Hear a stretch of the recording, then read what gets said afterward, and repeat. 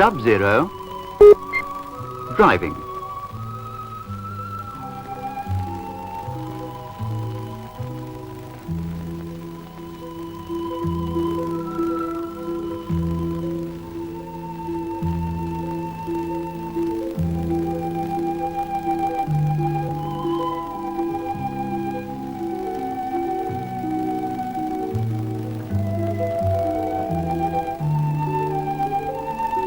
It is true that competition drivers are as much at home on snow and ice as they are on normal roads.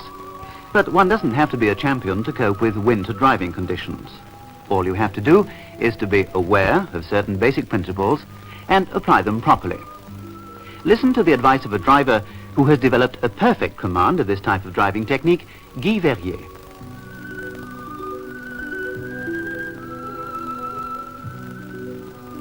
You know that in the old days, one was supposed not to accelerate and not to change gear and so on, whereas now it's just the opposite, or almost anyway.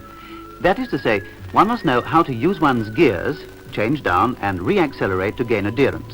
This applies in particular to front-wheel drive vehicles, especially the GS with its suspension that makes it so much easier and safer than other vehicles on snow and ice, both when climbing and when descending inclines.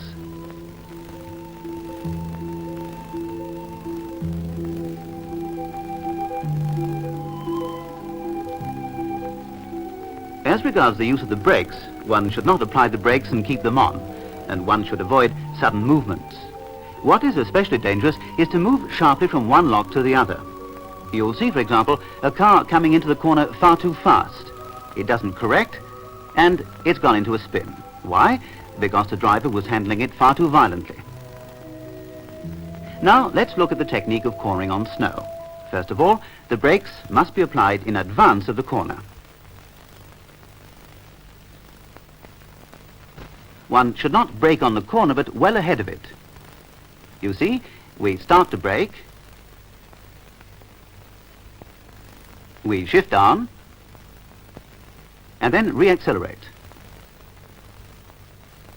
When we come into the corner, we lift our foot from the accelerator so as to cause the rear of the car to slide a little.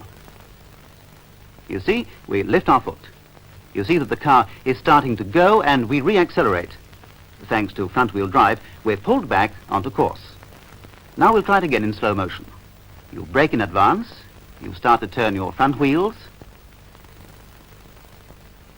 and as soon as you feel that the front is starting to slide a little, you lift your foot from the accelerator to reposition the car, and then you re-accelerate to get it back onto course.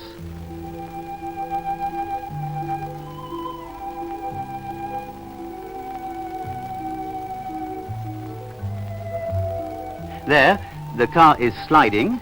You re-accelerate to bring it back into line, straightening up the wheels, or even if necessary, slightly moving onto the other lock. The important point is above all to re-accelerate because the car is being pulled by its front wheels. You can see that the wheels are still functioning, the front wheels, so as to bring the car back onto the right-hand side of the road.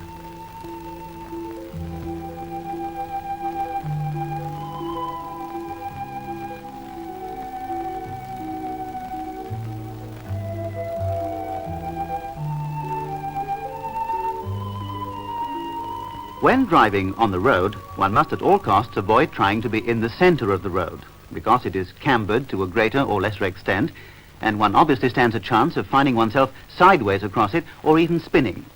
Always attempt to keep as far over to the side as possible. You see, even in the gutter, there is always uncrushed snow or gravel or something to which the wheel can cling. Furthermore, you avoid crossing the road at an angle. If a car comes towards you, you could find yourself completely on the wrong side. Furthermore, if you have an incline to climb and you don't have studded tires, it gives the car a chance to hang on and gain greater adherence.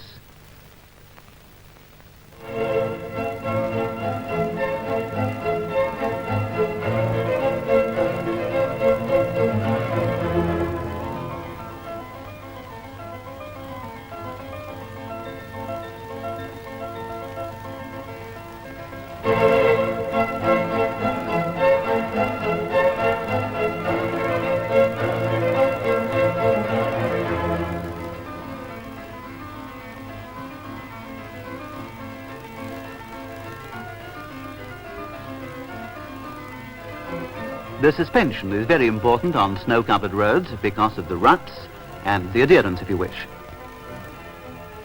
One must have at least a minimum of equipment when driving in winter, that is to say either snow chains or studded tyres.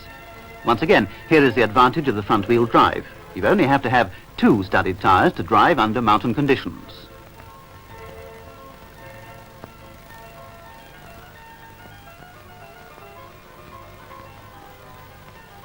With a safe car, in good condition, and a driver who is feeling up to the mark, winter roads are not dangerous.